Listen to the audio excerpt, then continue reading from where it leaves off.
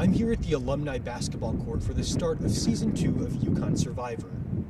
The new student-run game show Survivor UConn was created by sophomore Ryan Grande last semester. I've been a fan of the show on CBS, Survivor. I've been a big fan of the show for the past 3 years. And what inspired me was the University of Maryland I saw was able to do their own recreation of the show on their campus. The game show chose 14 students out of dozens of applicants. Senior contestant Robbie Glassman applied to the game show looking for a fun experience for his last year at UConn. Over break this past winter, I binge watched like 10 seasons of Survivor, so I figured it's my last semester. Wanted to join like a fun new group, and I heard a lot about this last semester, so I figured I'd give it a shot.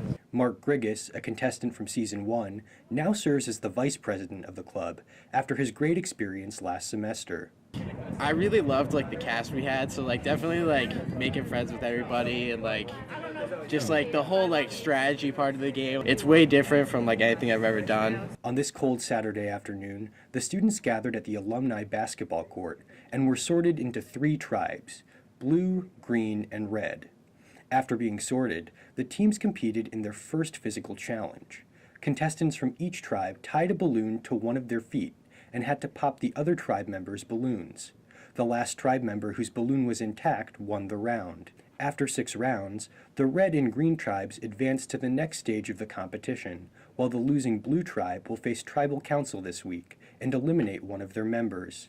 Grande says he is excited to see the new contestants bond throughout the competition. So my favorite part of all this is really just meeting new people and creating new relationships. People make friends, they make allies, and we created kind of a community out of this.